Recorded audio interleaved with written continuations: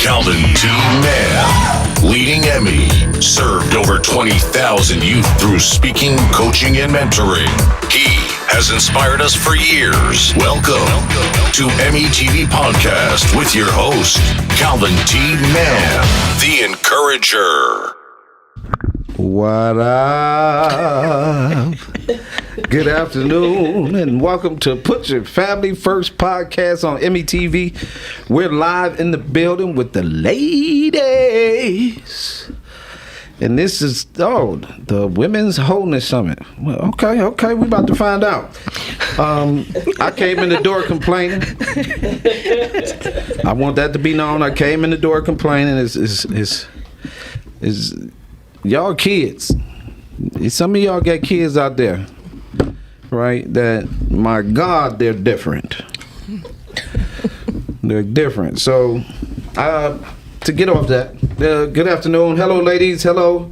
How you doing, Monique? We are here today to discuss the women's. I am so happy for this summit. I can't tell you. I want to stand up and shout. You know how they, pretend like I got the Holy Ghost shout. When they say, "Oh Lord," and they catch it, right? I want to stand up because I have been campaigning on podcasts across the nation that we had sisters come together to help other sisters be better. And I don't mean in a way. Oh Lord, here we go. Right. So today we're going to discuss. This is not the last time. This is just the beginning, and the reason why and for I'm excited in the building today, of course, is the co-host Het.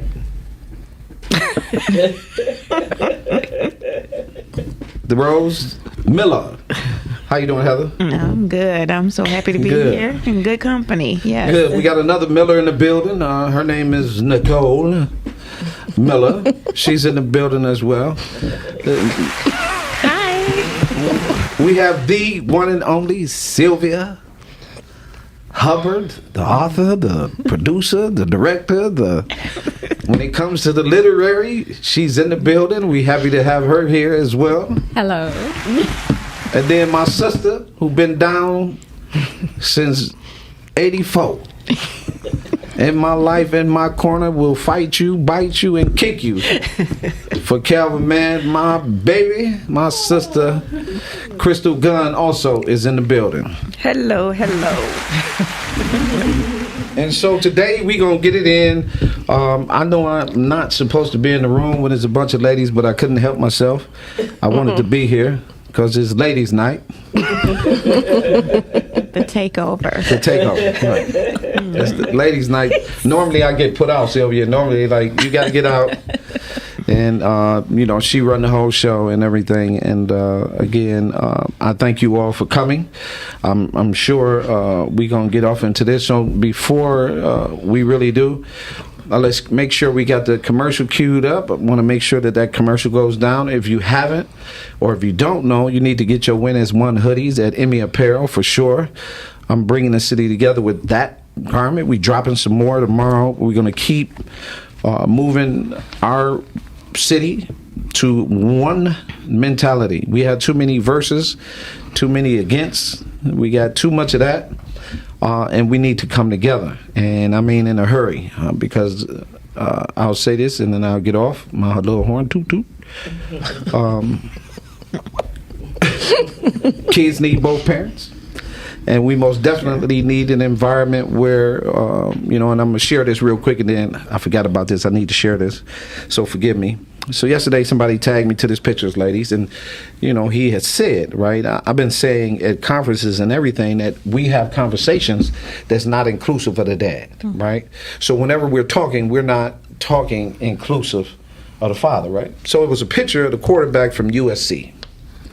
So in the picture of the quarterback, he covers his face and he's crying after a big loss. He actually lost to family member Penix. The quarterback is in our family. So he actually lost to the soon-to-be Heisman Trophy. I think the kid going to win the Heisman from Washington. And so he lost. And so he went in the stands, he put the face thing over his face, and he began to cry. Now, in the picture, is his mother and his father, but they only see the mother. So I saw all these posts about how men have ran and got in their arms of their mothers, and everybody is responding. And I say, well, wait a minute. Who is that dude standing right next to him? Is that not his daddy? Right? Right? I say, so we so used to having conversation without men and fathers that we literally would take a picture and completely ignore the fact that the father is standing right there. Is right there. Right? Other than that, I'm getting off my horn. Today is the Wholeness Summit. Miss Heather, please share with us what the Wholeness Summit is going to be all about. Well, what's important for this Wholeness Summit is that it's about what's next. It's about what's next. Once you have this information, for those who are attending, those who will spill over, for those who will connect, this is about what we're doing next. We have, and my new word now is lotus rising. Lotus rising. If you know anything about the lotus flower, you know where it comes from. It comes from the pit. It comes from the murky waters. It comes from being held back. It's come from a sordid past. And what happens with the lotus as it matures, it begins to rise above the water. No matter how high, how deep the water becomes, the lotus continues to rise above it. And so for all of our journey, for all that all of us have been through, and all of us have had an amazing journey, and not always so good, right? Some of it was from the murky water. Some of it was from the depths of the pits of where we had to come from. But the important thing is now we have the maturity, we have, and in this season, the ability to rise above it. And we are going to stay above it because we have work to do. So this summit is a call to action, to let's go. Let's get what's next so we can move ourselves, we can move our families, we can move our community. It's up to us. If it's going to change, we're going to change it. And we are going to change it. All right. Yeah. Okay. So this summit is made up of some really amazing people, some really amazing working parts in terms of our sponsor. EMIY is one of our sponsors. The Wisdom Institute is one of our sponsors. Huntington is one of our community partners, and they are hosting us in their space. There are so many that you'll learn along this journey, and we have a couple of podcasts going on over the next 2 weeks to help share the information, get it out, and get people excited about doing your part. So in the studio today, we have some of the facilitators for this event. They're going to talk a little bit about who they are, what they do, and what they have been asked to contribute to this summit. So I'll go over it. I'll go over some of it so that you guys will get a heads up, because the actual topics are not being released publicly. You just have to show up and show up. All right. And so here in the studio, one of our facilitators, I'm going to start with her, Sylvia Hubbard-Hutula, and her Hutula. Finish. Hutula. She's going to cover our retool, journal to reveal and recover. She's going to cover that topic in the summit. And these are breakout sessions. So there is a period of time for us to gather together, and then there's time for us to break out, and then there's time for us to break through. And so that is kind of the format of how we are going to move through this summit. So Sylvia is going to talk a little bit about that. I'm going to also introduce you to, she is our actual Reverend Nichole, but I'm just going to go ahead and call her Nichole, Nichole Miller. She's going to do, in her breakout, she's going to talk about deep wounds. And so we know what that looks like. We know at least what it feels like. And so she's going to help enlighten us in that space and guide us through this next journey.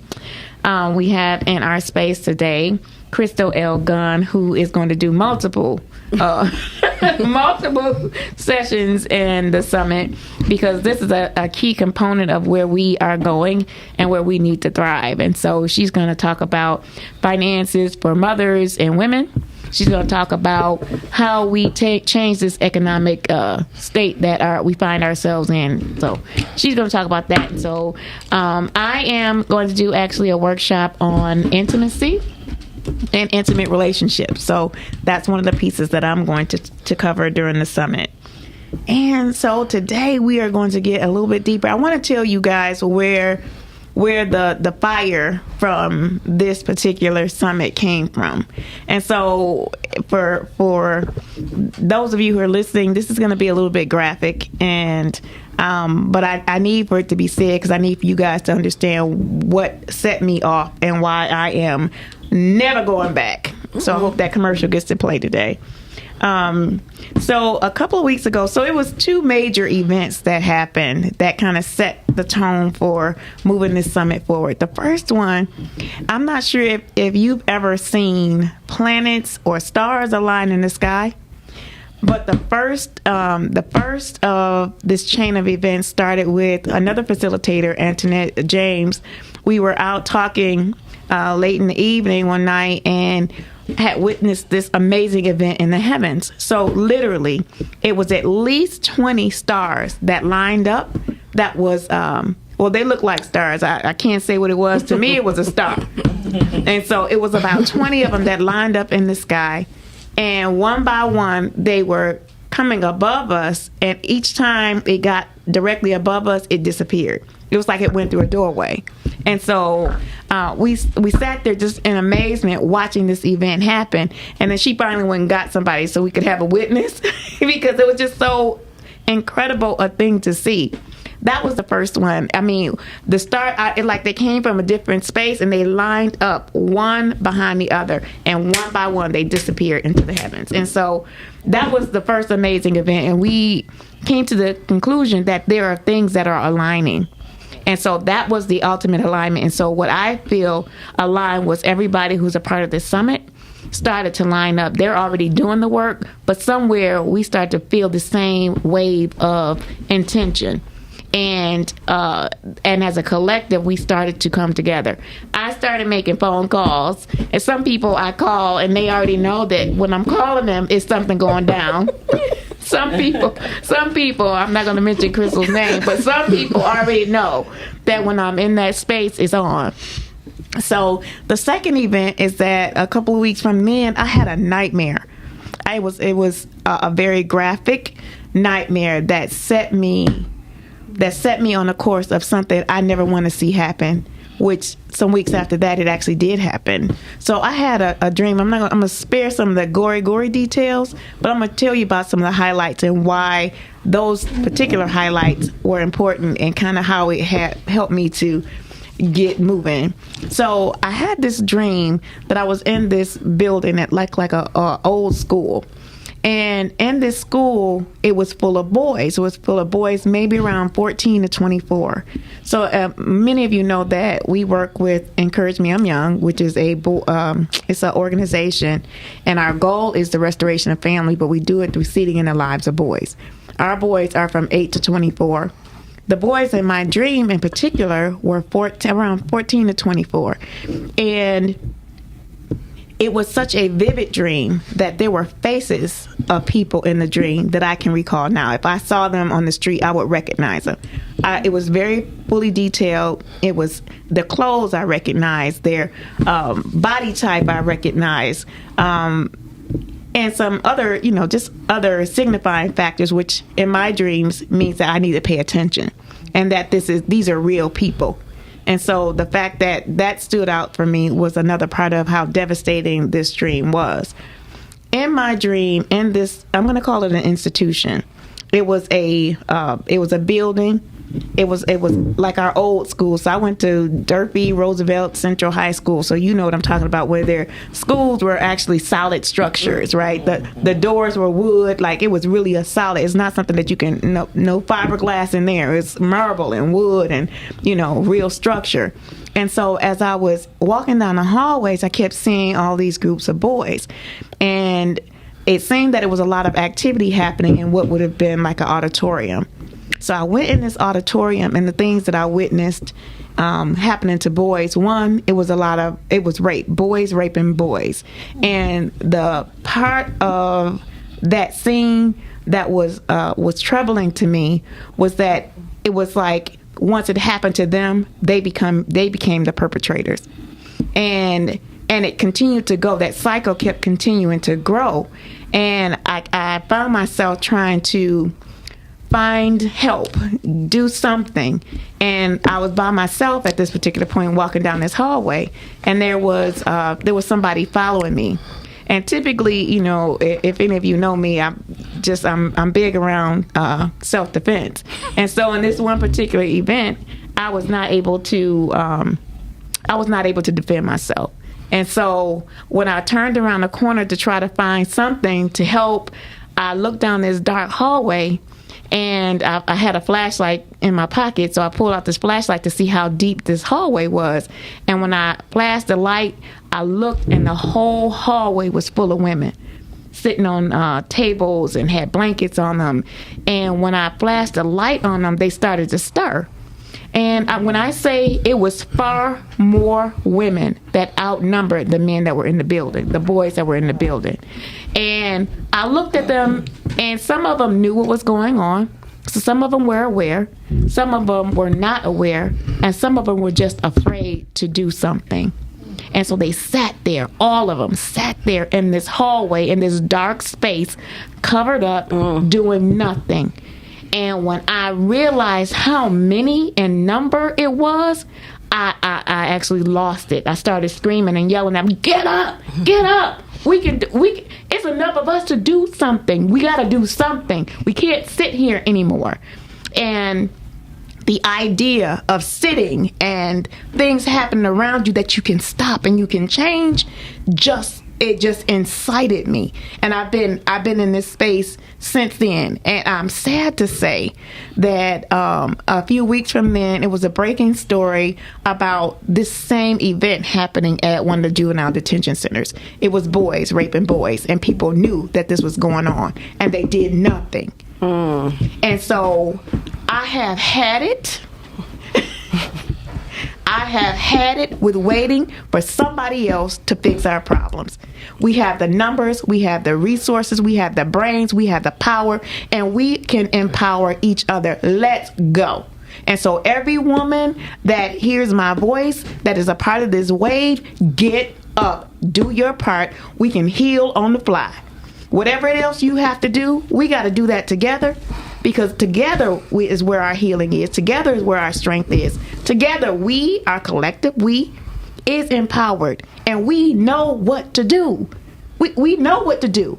You've been given your part, and you've been sitting on it, or you've been working in small sections. We can't do that anymore. We have mass numbers to cover. We have mass work to cover. And this is where we are. So this summit is to help us recognize some of the blind spots. Help us find our blind spots. What's keeping you from doing what you need to do? How do we overcome the fear? It's in our deep wounds. It's in the words that we can't express. It's in our finances. It's in all of these spaces. And so this is what this summit is about. So for the women who are coming, we know you've been called to it. She is. I like her look. We have been called to this work, and now we are going to do what we've been called to do. Awesome. So second half, we're coming in. We're starting with Sylvia. We're coming your way. Take us to commercial. Okay. Take us to commercial, and then we're gonna come back and find out these ladies why.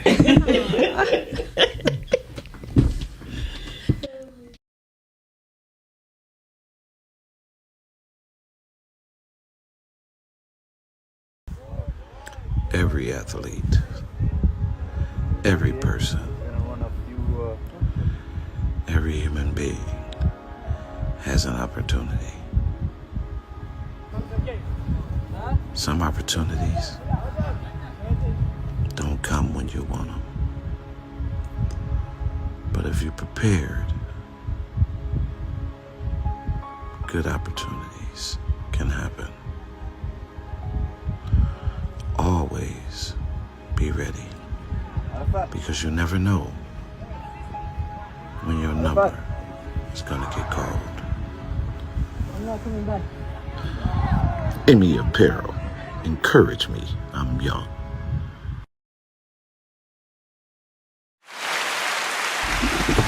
I'm not coming back. We're not going back. We're not coming back. We're not going back. Moving forward. We're not That's going right. back. We're going forward. So Sylvia, Yes. please share. Right, we understand you jumped in, you saw, you reached out. Give us your why. Well, my why has always been the heart of who I am, and that is a writer.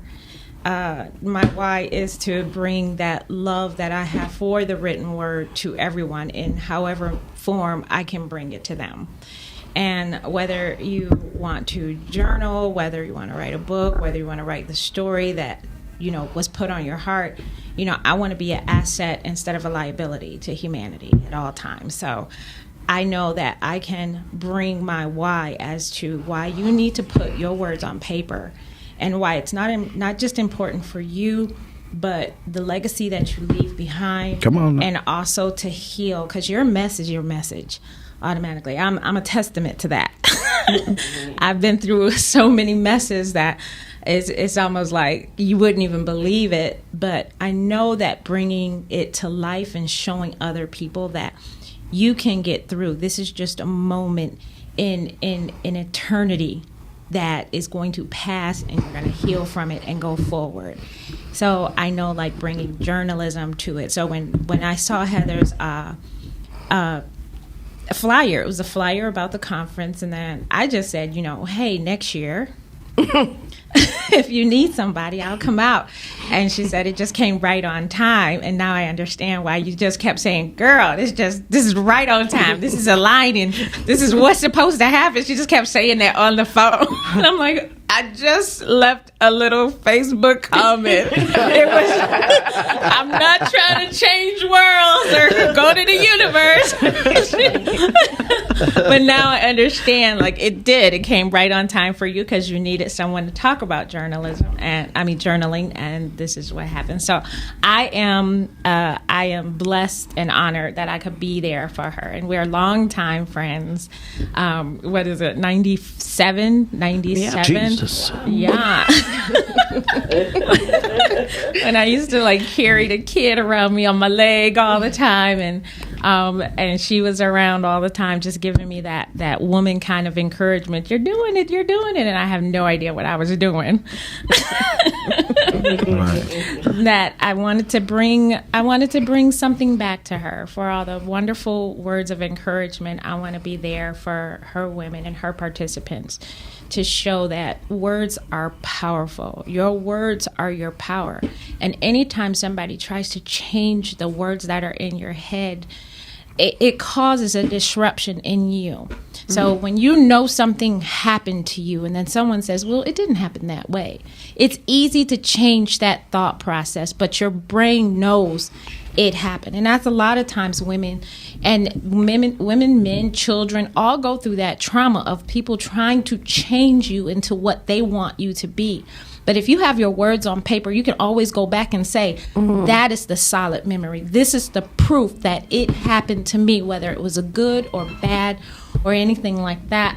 I have the proof, and I have the stable foundation to grow on that and not what somebody else planted. So that's how powerful journaling is. That's how powerful our own words in our own head are. And I don't think people take that very seriously, that your words are power, and they mean everything to you, to your family, to your children, that you should be putting them on paper 24/7. That's the only way God gonna show up. Show up when you put it on paper. God gonna show up. I'm proof of that. Thank you, Sister Nichole Miller. Your why, please. My why is simply because I'm purposed for this work. My why is because I'm in alignment. When the yes was simple, I feel like I receive a yes from God constantly. So my yes was to hold and create space that removes the illusion of isolation. A lot of times women feel powerless and fear because of the heaviness of shame and guilt from the isolation of events where this has only happened to me. I couldn't protect because of my perceived weakness. And I say perceived because we are all powerful. We all have a light and a force within us that moves and breathes us through. And at times, from the events of the exterior, that light has been challenged and then hidden. Not dimmed, but hidden. And when we hide, it impacts us, family, community, and creating a safe space to say, come out of hiding. Let's share us. Let's share the collective experience, because once again, this is the idea that this is only me. We all experience fear. We all experience shame. We all experience guilt, and we tuck it away. And this is a space for it to come up and for us to explore together what that looks like and what healing and empowerment, healing to empower, and then reclaim our own power will look like. That is awesome. That is awesome. The gun. Put down your gun. So I think I have two whys. The first one is I really wasn't asked, right? Heather said, you have to do this thing. And when she told me what it was simple and easy. And it follows along with what my assignment in this life is, right? So a few years ago, there was an article that said, if the current trend continues, by the year 2053, blacks will have zero wealth. So I'm all things about black economics in the community and empowering and uniting black women. So my assignment in life is to empower and unite black women globally under the pillars of reclaiming our personal power, mind, body, and spirit, reclaiming our financial power, and increasing our social involvement. And when you're giving an assignment, God will give you a preview of what it's supposed to be, right? But he's not going to give you the blueprint on how to he's not going to give you that blueprint. Right. And so I had to go through my own journey. And one of those things was also a financial hardship. And so I realized, not going through that fire, but after being led through that fire, that okay, part of my journey is not only empowering and uniting black women, but also being that person that goes back into that financial storm and walks them out of it. Because when you're in a storm, you can't always see what that is. And so I realized after the fact that I had to go through all of that in order to be able to do this now. So then when you fast forward to all of those years after that to seeing that article, and it was like, okay, 2053, blacks will have zero wealth. That can't happen on my watch. But if I had not gone through all of the things that I had gone through, I don't know that it would have impacted me the same way. And so, like Heather said earlier, we have to do this thing and we have to do it ourselves. No one's coming to save us, right? No one's coming to save us. And when we think about single black mothers being at the bottom of the wealth ladder, that means that their children are also at the bottom of the wealth ladder. So what are we going to do? And for me, it's never just about the numbers. It's not just about your credit. It's not just about creating that efficient and effective budget, but it's looking at, Heather, you're going to appreciate this. People don't realize the way and the reasons that they operate financially today. But it has everything to do with what we inherited generationally, what we were taught as a kid, and what we gave away as adults. So when you start looking at all of that, for me, I do a lot of financial therapy. So this is just the further of that. And when you look at that, it's like, okay, it is reclaiming your financial power, but it's reclaiming your financial power personally, spiritually, and all of the other things. So we're looking at all of that in its totality. So when she talked about a Wholeness Summit, it's like when I lead with finances, when you look at that and you get your finances in place, it's going to impact every other area of your life. So, yes. So, Nichole, a brief bio about who you are. Who am I? Well, I'm originally from the D, born and raised. Yay. Absolutely. That part. I come from a background of women who empowered me through self-awareness. And in my work, when I was young, I started working with the Detroit Health Department, peer education and public health. I moved on to the arts. I left the city for a while. Constant community work has been where I'm at. I've been purposed to stand and avoid, uplift, and provide resources because I've always had a sense of self. And so coming back to the city a couple years ago, I became ordained. I'm an ordained ministerial counselor. The foundation is called A Course in Miracles, and it's really a call from moving from fear to love, releasing limitations, and really embracing in totality who we are. And I have a mindfulness practice. Dope. Give it up. Sylvia, yes. A small, brief bio, because I know the bio runs deep. Okay, so I am from Detroit, born and raised by a single father, actually. My mother was in my life, and it was really early in life, but it was weird for everybody else to know that I was raised by a single father in like the 80s.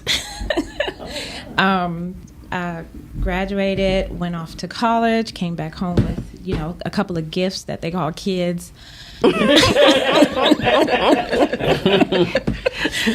And I kind of decided once I came back home, I knew what I wanted to do. I wanted to be a writer. I wanted to be a mother. And I wanted to be somebody who made a difference in my city.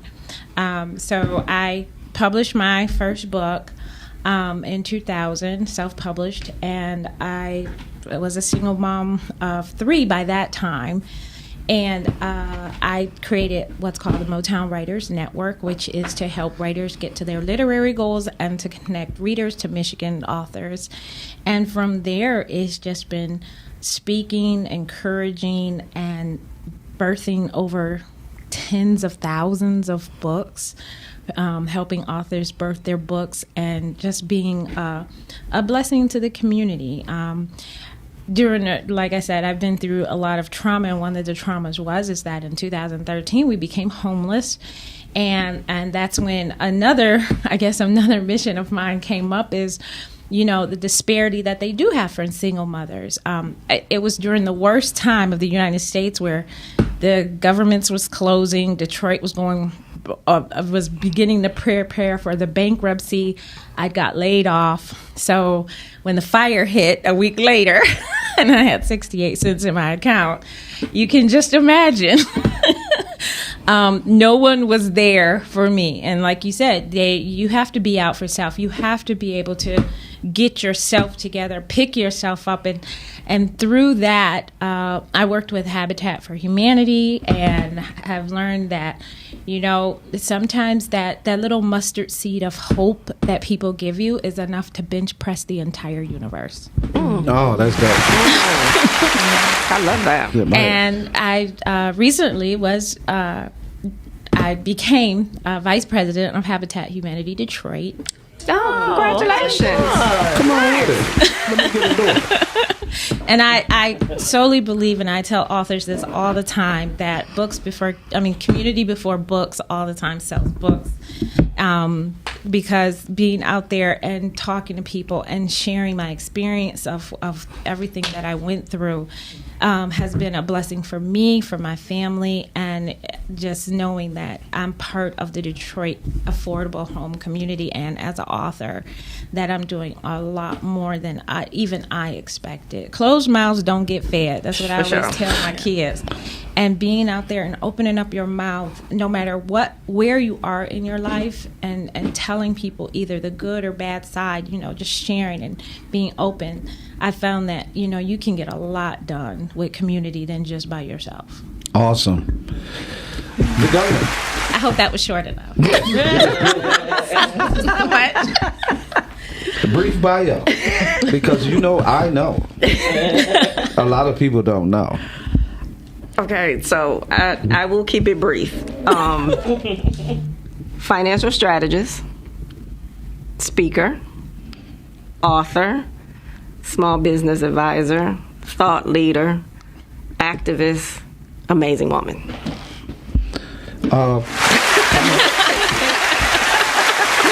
First black woman.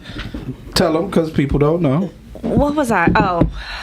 So years ago, at 2 decades at this point, over 2 decades, I was vice president of a credit union in Pontiac. I was the only black and female VP in the entire Oakland County chapter of credit unions back then. And so every space that I was in, I was the only one, right? And who knew 2 decades ago it was setting me up for this thing? And I have been doing this work in some form of fashion, from mortgages to financing to, all of those things. Having my own mortgage company, tax company. I'm a licensed life insurance advisor. So again, all things black economics, and the proud recipient of the 2023 Lifetime Achievement Award from the president, for the work that I've done through financial literacy. So, amen. Yeah. Blessings. Yeah. Heather, brief bio, Heather. Brief.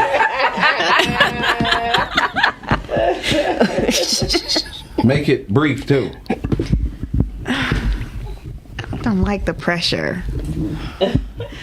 Okay, so my background is in workforce development, economic development, business development, community development, and personal development. Brief. I didn't say that brief. So I'm an author. I am a executive director for Encouraging Me I'm Young. I am a personal change coach by calling with Your Inspired Journey. I'm a mom of 5. I'm a wife. I'm married, You should be. You're a good catch.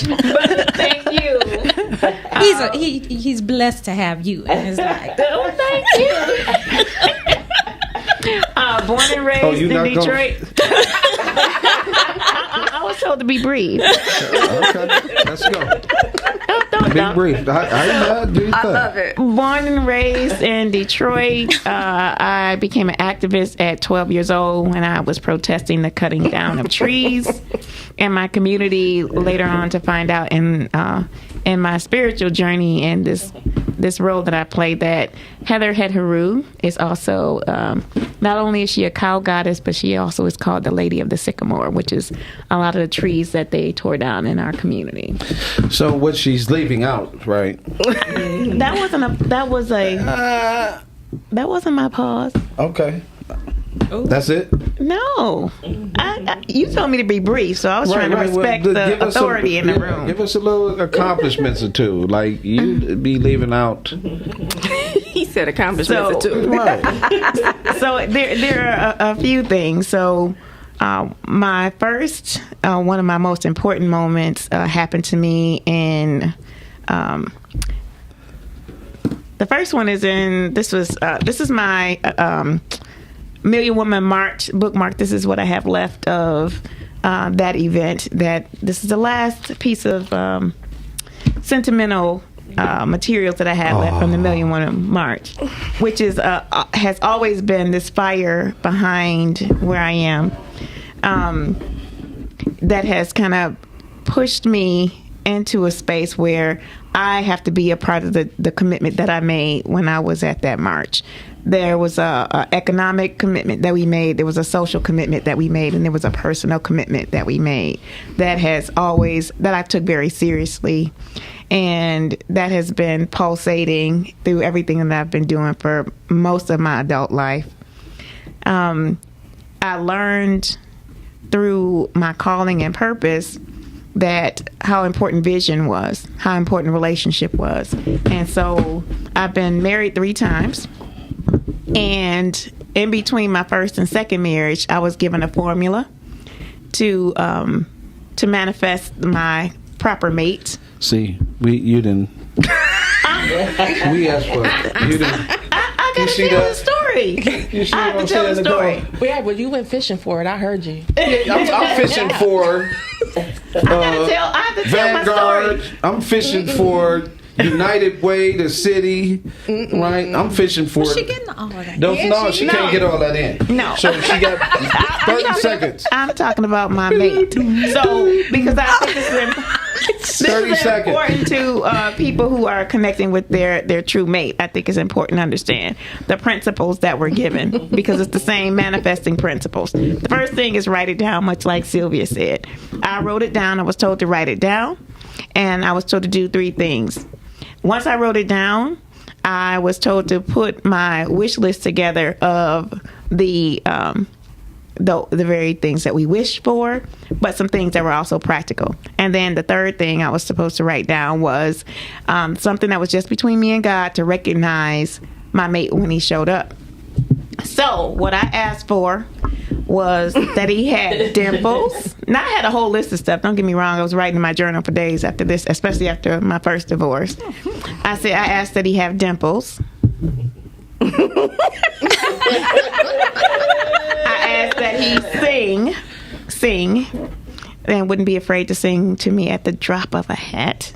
So sing, and then I asked for a man in every sense of the word. Specifically that statement, a man in every sense of the word. And my third husband, last name is Man.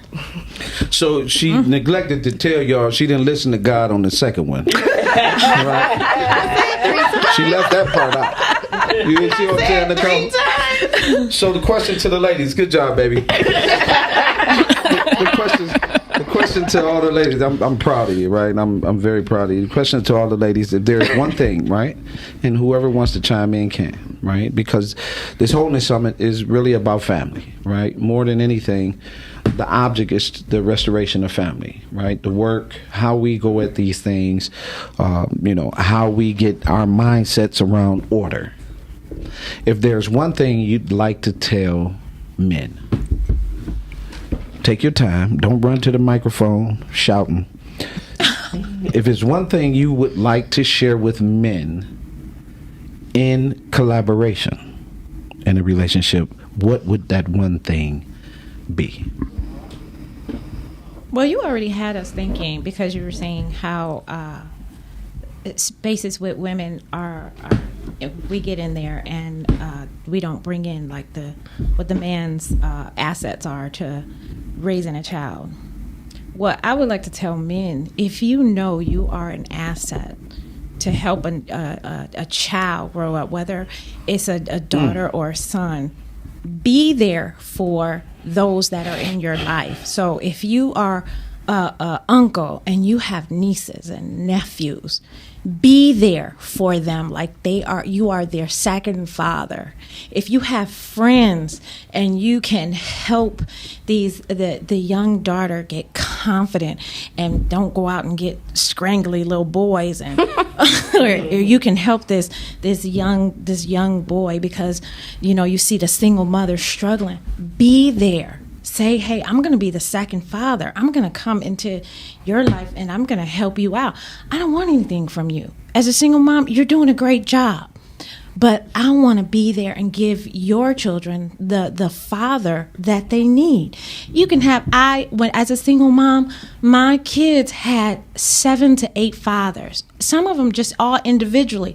4 over here, 3 over here. They knew that if I could not be there for them or they couldn't talk to me, then go call your godfather 1, go call your godfather 2.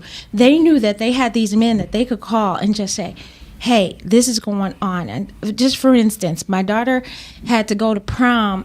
She was going to homecoming, and her friends wanted to go somewhere else, and she didn't want to go. But she didn't want to tell me why she didn't want to go, because she didn't want me to know her friends were going out to party and have drugs and alcohol. So she was able to call her godfather and say, come pick me up. He didn't ask questions. He just dropped what he was doing, left his job, went to go pick her up, because he knew he was that capacity in her life, and he took it very seriously. And that's because he stepped up and said, Sylvia, you are a great mom. Let me help you. If anything I can do and help your kids out, I will do.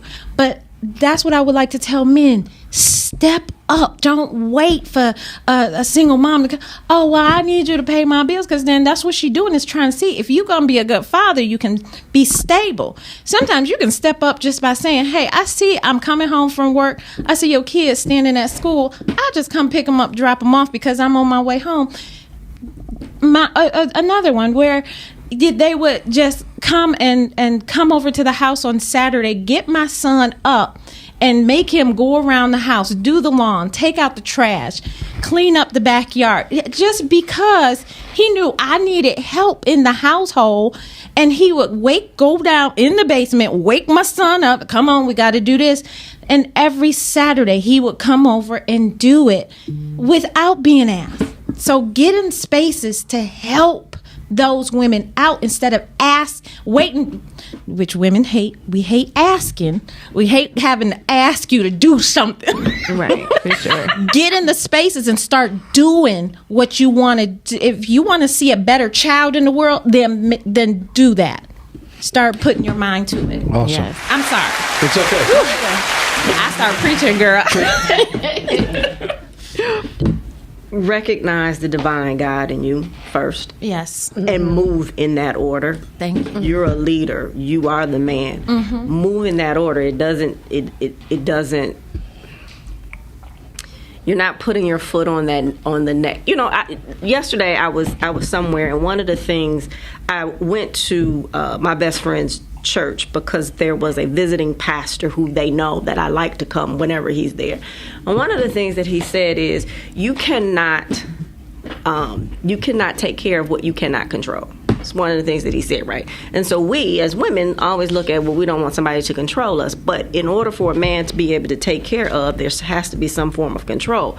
But you have to go back and recognize the divine God in you to even understand what that control is, and how you're supposed to lead that woman, that child, and that household. So just go back and recognize that. And I think when you do that and you walk in that, you'll be good. Nichole. I would say I agree. Understand the divine within you, but also understand that you are a whole person, meeting a whole person in a whole situation. Do not perceive deficit in that situation, in that relationship as you enter it. Understand that you will heal and amplify. Heal the void or the areas that need the healing, and also amplify the good that's there, and the good will naturally heal that void. And I use those words very loose, the heal and the void loose, but that best describes. Okay. Awesome. Heather, and keep in mind, you have to be quick and tell everybody where they can reach you at. You make me qualify my words first. Well, so my what I would tell men is to recognize that we have a different language. Women speak and men speak. We have two kind of different languages that we speak. It means the same, it's just translated differently. So men's love language is respect. Women's is affection or connection. And so when we come together in those spaces and you realize what my language is and I realize what yours is, we can have a better exchange. And so that would be what I would ask to deposit in our men, and really have them look at that really a lot closely and not let it just skim over the surface, because it's not a surface statement. It really takes work to get there. Okay. Where can they reach you at? So I can be reached at yourinspiredjourney.com. It's my website. And so there's a contact us and there's a chat box that if you want to have a conversation, you can reach me there. Or my phone at 313-759-7855. Crystal, where can they reach you at? CrystalGunn.com or Crystal@CrystalGunn.com. Nichole, where we can reach you at? You can reach me via email at Nichole, NiChole, @gmail.com. Sylvia? And you can reach me at sylviahubbard.com, or if you're interested in my literary group, it's smalltownwriters.com, and you can connect with me on any social media at sylviahubbard1, the number 1. Awesome. So we are looking forward to November 17th. We're back in on to have more discussion. But I want to add this little piece, and I think it's very important for us to understand. This work around family is also acceptance. How do we accept one another and our flaws to begin to build? How do we understand that the boy is being shaped as a man early with the right design, and the girl is being shaped by a woman? Parenting is a very vital piece to the success of a child. We can never, ever, ever underestimate how important the bio parents are. There's a little study that was done over the time and over the years about just how important. We need to understand that we see a high level of single household. We see a high level of single mothers, single fathers. We see brokenness, right? We see divorce. We see all of these negative things. What we don't see or value is those who put their hand to the plow to make sure that the children can speak, read, write, and function in our world. It is vitally important for us to understand that women play a very key role in the success of our children. But it's also vitally important that women open the door and allow men to be contributors to their children's lives. We all know what the world looks like without healthy parenting.